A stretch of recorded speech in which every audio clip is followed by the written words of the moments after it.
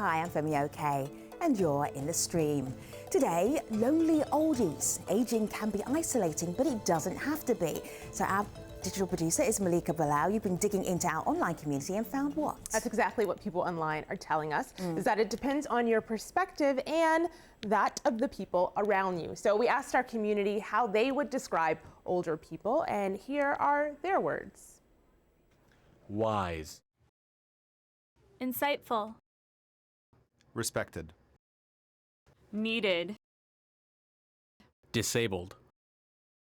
Marginalized. Burden. Stuck in the past.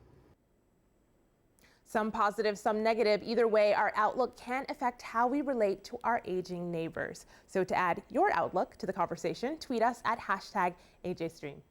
I'm Andrew and I'm 4 years old and I'm in the stream. It's inevitable, we're all getting older. In fact, we're on the verge of a major greying of the population. By 2050, 1.5 billion people will be 65 and older. That's nearly triple the 2010 number. And for the first time in history, there'll be more people over 60 than people under 16. With age comes retirement, health issues, and the death of friends and family. And it all can be isolating. Even though loneliness can strike at any age, the stress of losing connection can cause serious health issues in older people. The complications of aging will be a global concern in the future, but for now, it's up to communities to care.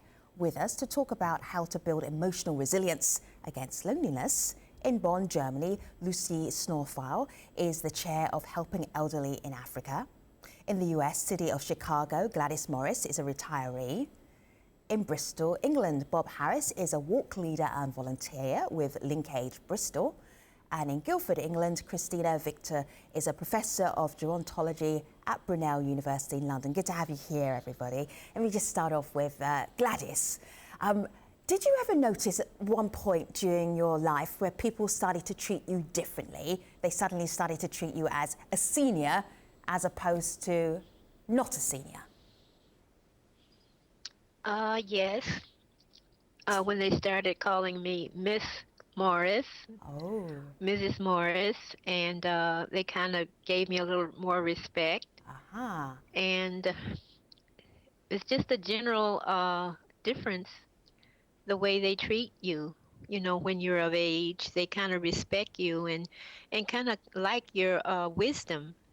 I like that. Bob, for you, what do you think is the biggest misconception about being a senior that people who might be younger may not realise that they may be stereotyping you, for instance? Well, I'm not really sure that's right. I don't seem to suffer from that effect. Yeah. I just age hopefully gracefully. Sure. And that's all you can do, really. Sure. I still get respect. I think I was over in America several years ago, and the older you get, the more they tend to call you sir, which is polite. Yeah. Very polite, and that makes you feel a little bit older. Right. But other than that, I feel the same as perhaps I did when I was 50. Sure. People call me ma'am, and it terrifies me when they say, yes, ma'am. I'm like, no, call me a miss. I hate the ma'am bit. I feel like I've aged 20 years just by calling me ma'am. Malika, what do you have? I would also agree with that. Yeah. But Bob, you swatted down one of those misconceptions, but I wanted to give you another one. This is from India Old Age on Twitter, who writes in that the biggest misconception they see is when people age, they become unproductive and useless. Age has no connection with competency. And because I know your backstory, Bob, I know that this is true for you. The opposite is true for you, I should say. Can you talk to us, though, about what you think when you hear people say older people are unproductive and useless? Well, I totally agree with that. We've got experience, a vast experience. And also, if you think of all the skills that will disappear with the older generations, I can't really see how they can say that about us, really. Christina, you were leaning forward. Yeah, go ahead, Christina. I was going to say, can I come in here? Yeah, because absolutely.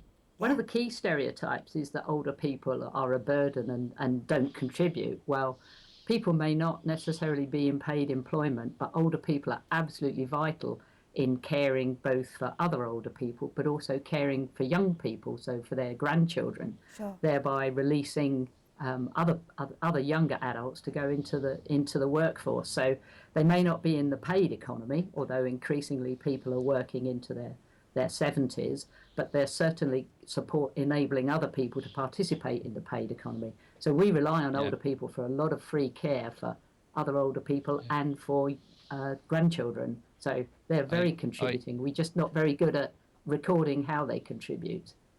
Yeah, I tend to agree with that entirely. Yeah, I mean, I'm a good babysitter. I'm a good dog walker, and by the means of volunteering, you look after your elderly friends and people that you know. So I agree with that entirely. Let me bring in Lucy. Yeah, absolutely. Older people are key volunteers in almost every area. Yeah. Yes, quite right. We have the experience, I think, and that helps a great deal. And we have the understanding as well, because we're old with the people that we volunteer with. All right. I want to bring in Lucy here because there was a misconception I had about communities in West Africa and also across the developing world where they have really tight communities. They all look after their elderly. There's no sense of isolation with the older people in perhaps where you come from, Ghana, Lucy. But I would be wrong, right? Tell me why I'm wrong. Yeah.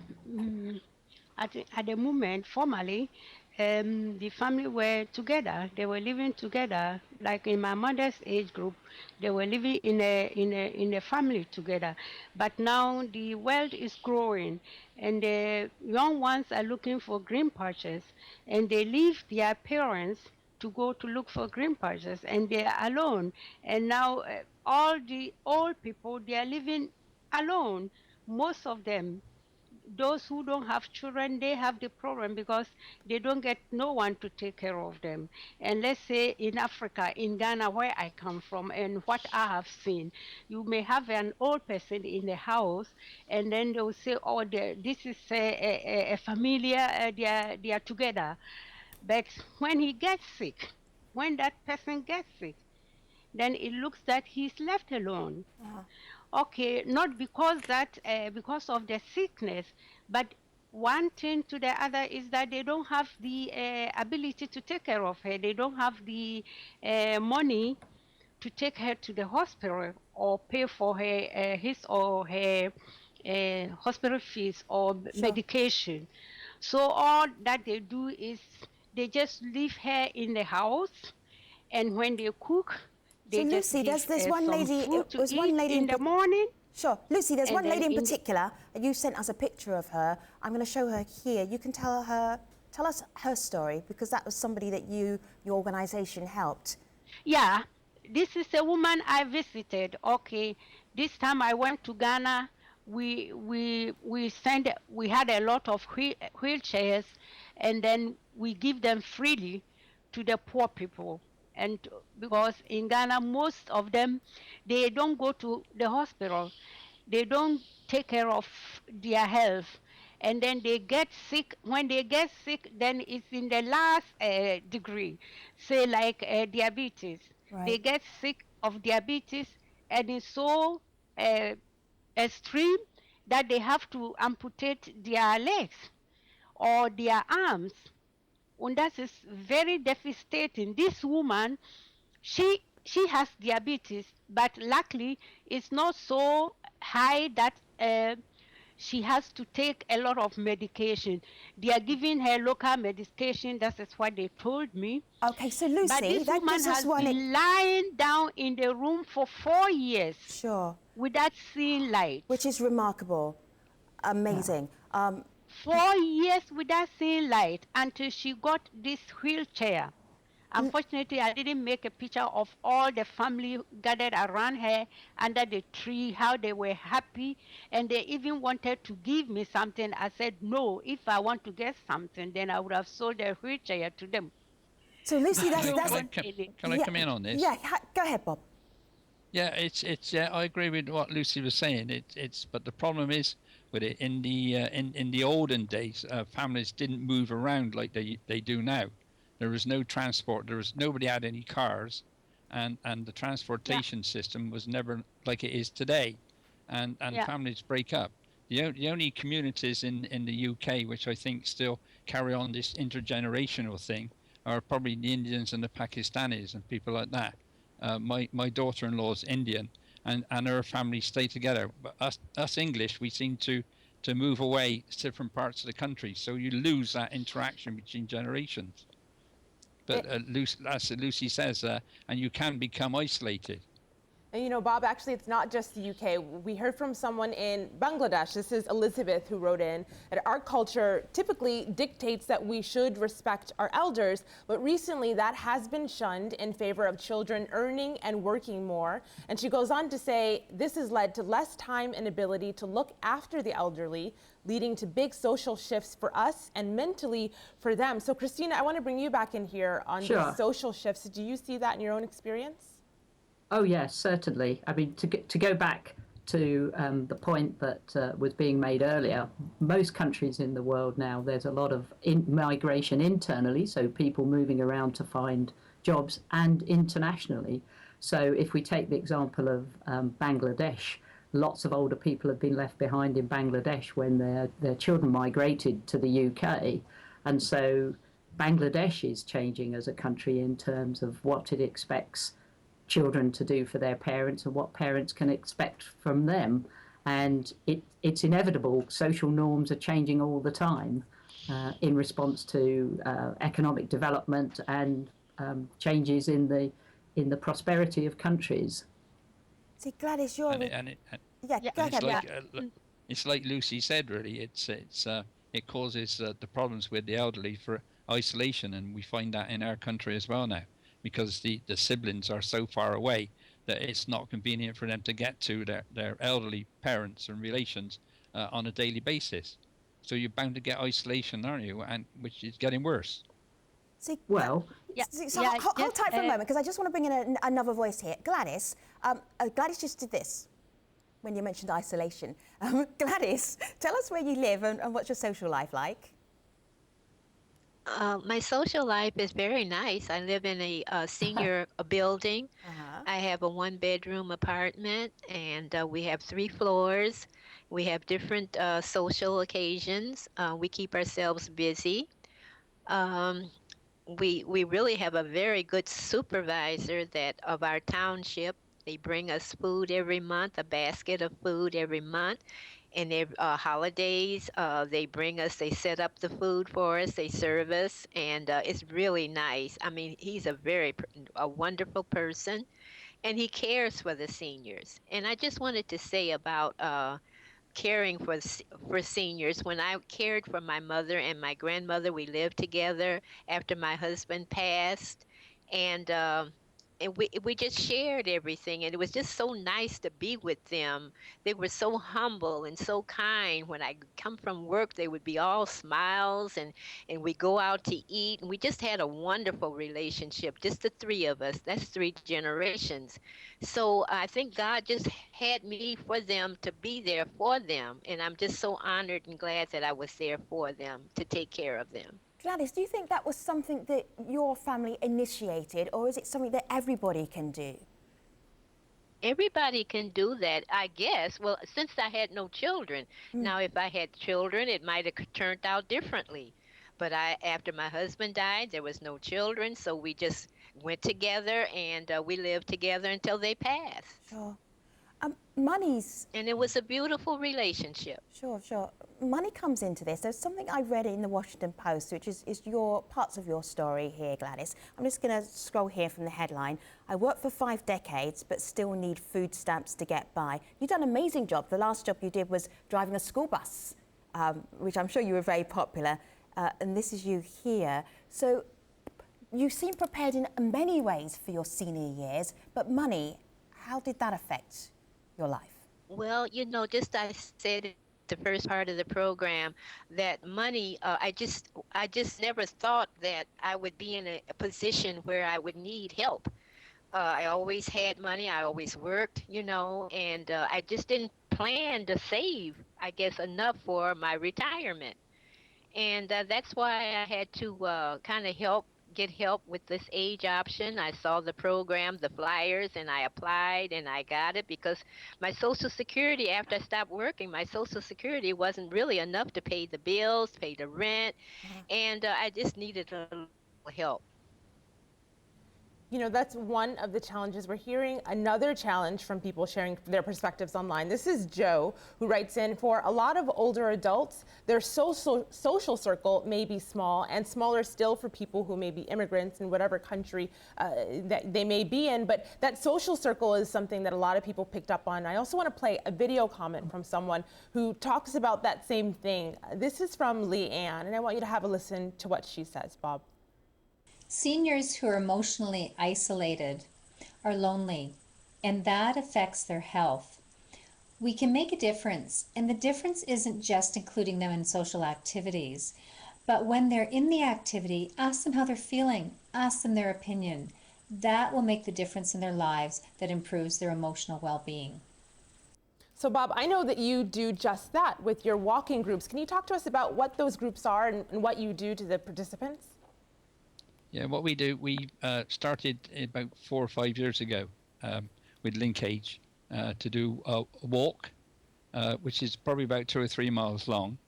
And we started off with two ladies, and we finish up now in some cases with up to 30 to 40 people. And what we found is that the difficulty with people who see us at these walks is actually taking the courage to turn up the first time. Because when you walk into a room with 20 to 30 people in front of you, it takes a lot of courage to do that.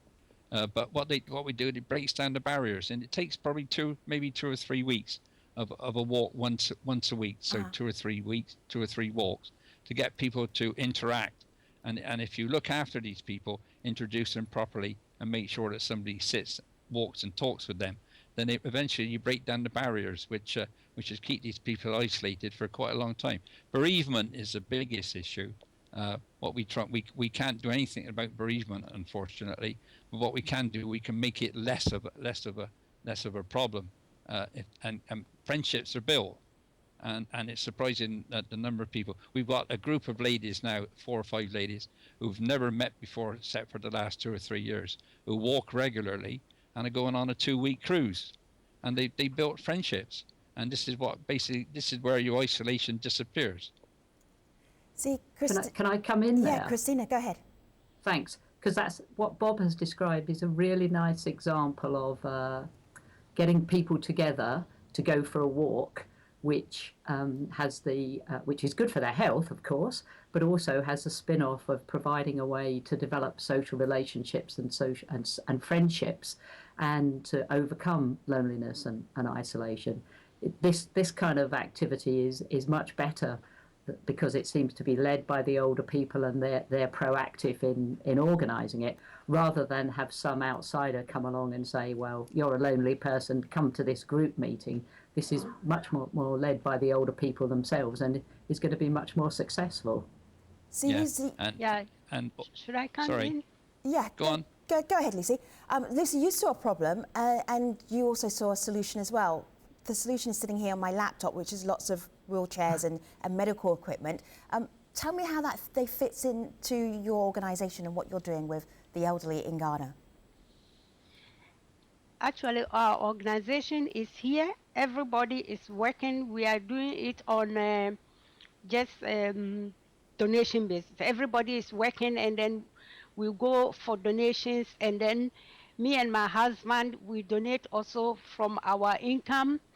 And all these these wheelchairs and others were given to us freely.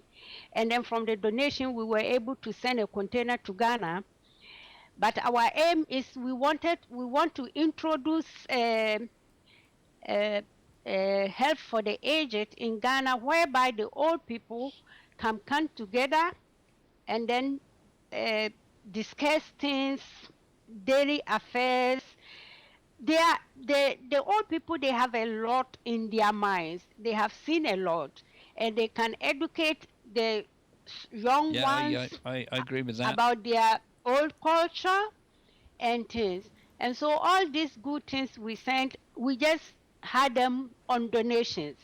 So Lucy, and what's we been give them Lucy? free of charge. Lucy, hold tight for a We moment. don't collect Lucy, anything from anybody. Lucy, what's been the response? Because this kind of organisation is not typical in Ghana. It wasn't needed. You had a family that was there with you in the past. So what's been the response from the seniors that you've been working with? How do they react?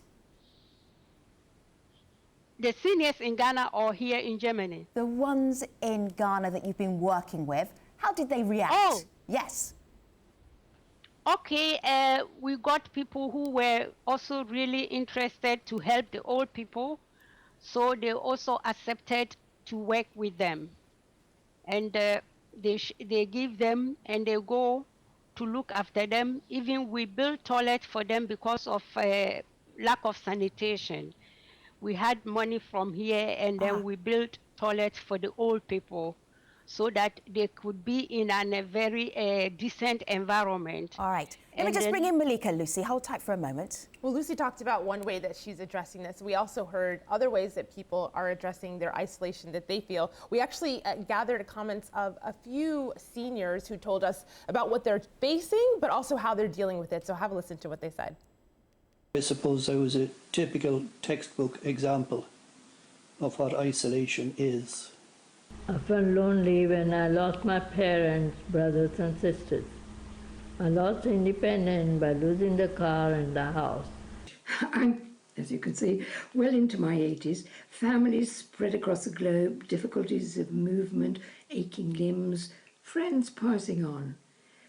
So I thought we need to embrace the delights and advantages of being online. I kept myself busy, keeping in touch with my kids and grandkids, friends with phone, and the letters, then reading books. That's my cure. So Christina, staying in touch with family, some even going online, are these some of the situations you're seeing that people are using to address this isolation? Absolutely. Older people keep in contact with their family and friends in lots of different ways. So we obviously have face-to-face, you meet your friends, but sometimes that becomes more difficult because of frailty or difficulties, remoteness. So using telephone, but now using the wonders of the internet like Skype, as we're using today, is a great way to bring people together that you can, I think, used well, Skype and other forms of internet communication are a fabulous way for older people to keep in touch with their family, which, whether we like it or whether we don't, families are spread, families are smaller. So we need to use the technology that's available to us to bring people together. All right, so before we go, we take you all online for our post show. Bob, I want to introduce the world to walking football with your help. So I have some video here. What do we need to know about walking football before we play the video? Well, the most important thing is that you don't run when you're much younger. I think I can play this football. All right, so...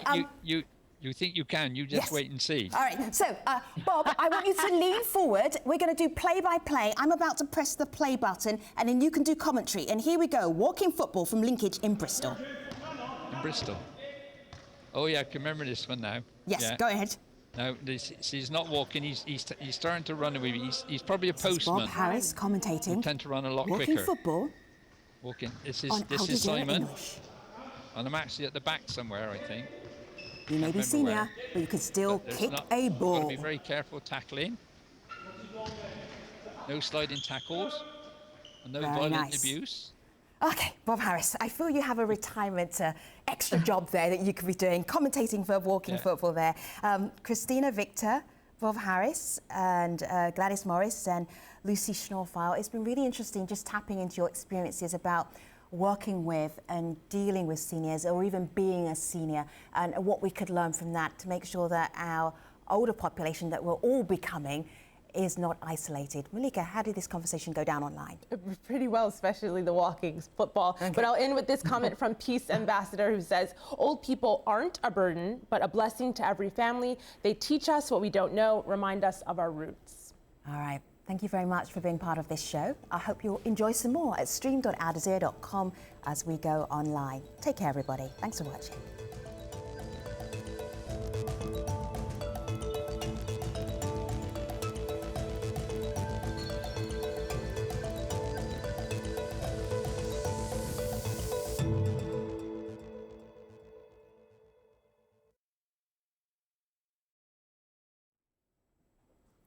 Hello again, thanks for staying with us. We're on the online post show. We're talking about staving off loneliness in old age. I just want to bring back in Gladys. Gladys, did we miss anything in this conversation? Was there anything you thought, I really need to add this to it before we wrap it up? From your experience. The only thing I can say is I'm just appreciative of being able to speak with you all and to tell my little stories. And I think that it was enjoyable to meet all the rest of the people that was on the show. And I'm just appreciative of having the opportunity to be here and to meet these wonderful people. Well, thank you. Do you know what I gather from the way you see life is that you have a very positive outlook on life. Do you think that makes a huge difference to how you treat your senior years? Yes, I think you have to be positive in life as you go on. Like I said, my mom and granny, those people, they were so humble and so kind. And when you think about their life, how their lives were, you know, you just wanted to make their life better. And I hope someone will be around for me. Like I have no children, but I hope someone will be in my corner when I really need it. Yeah, they better be after all the good things that you've done. I'm just looking. I'm just looking here at LinkAge Bristol. I love this tweet, Bob. I saw a night at the Bristol Hippodrome. This is the first time that I have come out at night in 19 years, and then as a whole packed theatre, and I believe the production was Mary Poppins. But this is the first time I've been out at night in 19 years. That really got to me, Bob. How does that even happen?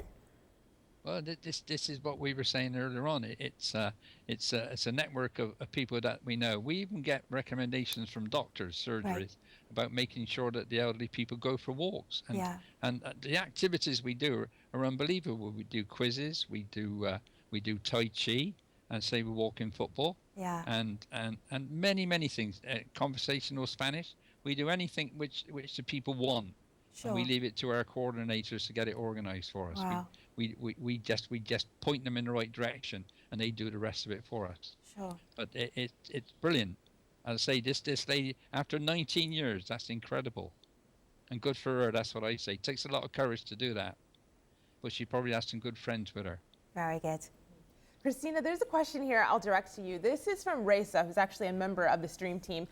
But she has a question that I thought a lot of people could relate to. She writes, what about grandparents or parents who love being around family, but are adamant about maintaining their independence and living alone? In my own case, my grandmother was pretty resistant about moving out of her house and giving up her car. Eventually she relented, and it was probably for the best for all of us. But what advice do you have for people who might be family members of elder people who are facing this?